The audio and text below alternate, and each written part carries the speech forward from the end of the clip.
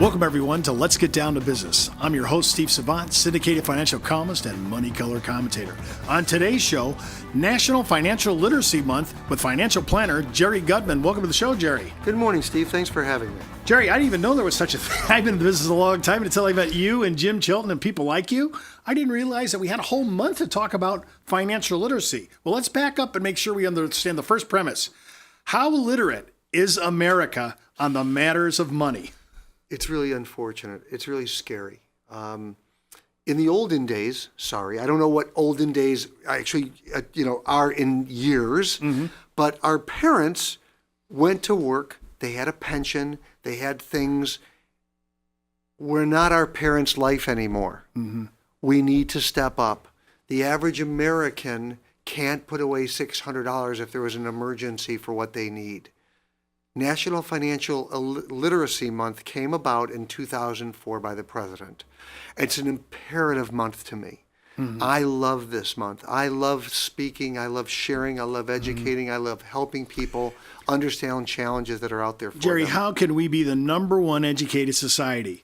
And we have some of the greatest physicists, mathematicians, astronomical people that are in high places, high learning, and yet we don't know the basic issues of money. We're in debt like we cannot believe right now. 1.2 trillion in, that's just college debt.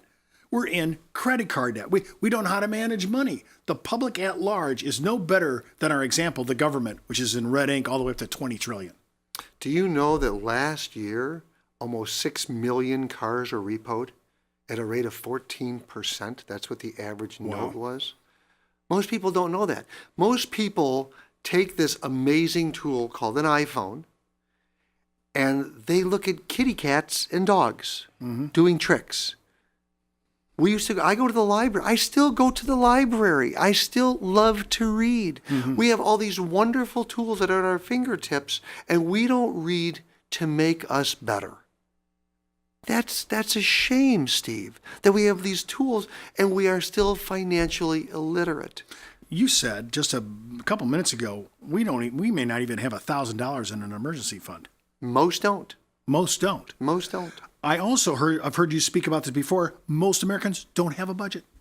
They don't even know what a budget is. When I do a seminar, I give them budget sheets and I ask them to put their hands up, and I will tell you that maybe 5, 8, 7, 10% of the people have put a budget together for themselves. So getting out of debt, making a budget, and creating money, a little bit of cash flow. Everybody wants to send their kids to college. How's this going to happen? I think it's just sort of scary. I think the average American, to your point of debt, student debt, credit card debt, they're afraid. They're ignorant. Ignorance isn't a bad word. It's true. People just don't know where to turn. So we as professionals, business owners, HR directors, need to help people get answers. We need to have them understand that there are places that people that care will happily share information with them, won't try to sell them anything. And that's what we do at SOFA. And the National Literacy Month is a huge part of the kickoff every year for us. Well, now the Society for Financial Awareness is a 501c3 nonprofit. It's for educational purposes in the public domain. And I also noticed that they dipped their toe, and you talk about this in National Literacy Month, which I would have never thought, even wills, trusts, some estate planning documentation. You guys even talk about this and bring in authorities in those areas of expertise. Absolutely. When I do those seminars, I give people free living wills. They don't even know where to get them. You can get them online. People don't understand the process of estate planning. And all I do is I mention Terry Schiavo. Terry Schiavo was in the news many years ago, and it's a very frustrating thing for many people. They're scared. Again, the word ignorance, not a bad word. But for us as professionals, we need to try to help as many as we can. And it can't be about the money. It shouldn't be about the money. It should be about helping people.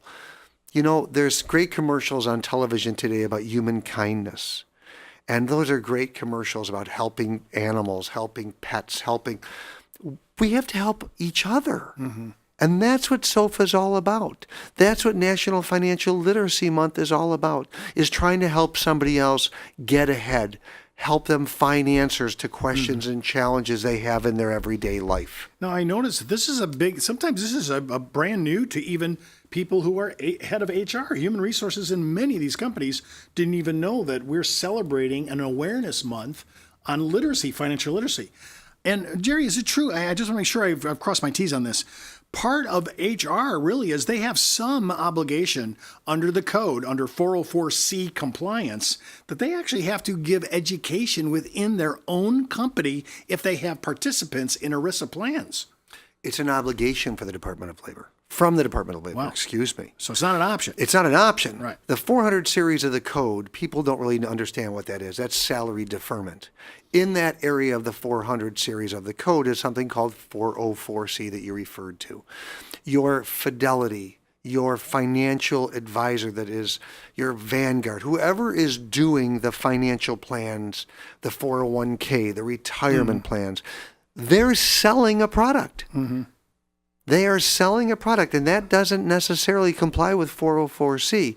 If you ever have the Department of Labor knock on your door and you have a file that said you educated somebody on tools that we're talking about, financial awareness, fiscally fit, the estate planning, accounting, legal lessons, budgeting, crediting. Those are the things we talk about. We have about 35 workshops that we offer at no cost through SOFA, which is a 501c3, so we can't sell anything. This helps HR directors solve a lot of problems, and it makes them look really good. This would be huge if I own a business and I'm watching this out on the internet right now, our show, and they say, wow, I didn't know I had the obligation or the exposure liability. Sounds like a liability exposure under the DOL. So, but this is a great thing. I do want my people to have good education and make good, solid money decisions. And so this is what it does. There's no selling here. This is a financial literacy organization that makes sure that the public understands basic ideas of money. Think about it. Some of these topics that you have, getting your fiscal house in order. I mean, Jerry, it sounds elementary, but as you said, most of America, that's where they are. It's really sad. We have an amazing country, and I am a flag-carrying, tea-toting kind of guy. I love talking about America, but we really fall short on this. When I was in high school, I took a class called, the name of it escapes me at this moment, but I learned budgeting. I learned how to take care of a checking account. People today don't even know how to work with a credit card. They have such debt today that they don't know how to get themselves out of this debt. That's what we help and teach them about. Now, and you actually could help HR personnel today, or other organizations, have to be HR, but HR with this month to bring their whole organization up to an awareness of financial literacy for their participants in their ERISA plans. Absolutely. And you said it spot on. Our goal is to help employers reduce their liability. That's what this does. It helps the employer significantly, and they're foolish not to at least welcome it, look at it, learn about it. Many business employers are concerned that people that come in their offices are always trying to sell something. And they should be. It's a legitimate concern. That's not what this is about. And it doesn't comply with 404C. That's correct. Okay. Now, you bring up another thing, too, in regards to financial literacy, when you're talking about different organizations, their ownerships, their HR personnel. They're actually a society, which I did not know until I met you, Society for Human Resource Management called SHRM. I love SHRM. Who are they? SHRM is the largest one. They're 300,000 people strong. That's how many members. That's huge. Of the coolest, nicest, most compassionate, understanding, helpful people I've ever met. Every year, and I'm a member of the local chapter here in Phoenix, but every year I go to the annual meetings and I see so many people that just care. And they want to bring wonderful tools to the employees, to their staff. This is a wonderful way to bring these tools to their staff. SHRM is a very supportive organization. They're a national organization, and they have a local membership as well. Well, all April, we'll be talking about the National Financial Literacy Month. All April, 30 days of letting people know that some of these services, as you've said through the Society of Financial Awareness, have this all ready to go, and it's a 501c3. It's all educational. There's no sales on this, and I like the ability to come back to the public, and you and I have been in the industry for 35 years, to give back to the community in a really concrete way. Steve, one of the things that I've had the benefit of over my years of working with SHRM and SOFA is that many TV channels, ABC, Pat McMahon Show, the Horizon Show, they've been kind enough to have me come on and talk about the month of April and National Financial Literacy Month. It's huge. Huge media, and that's free. Because they want to know about this. People need to, that's correct. And it's a feather in their cap, quite frankly. And they need to share good things. You watch the news today, you almost don't want to watch it anymore because it's just so hard to watch.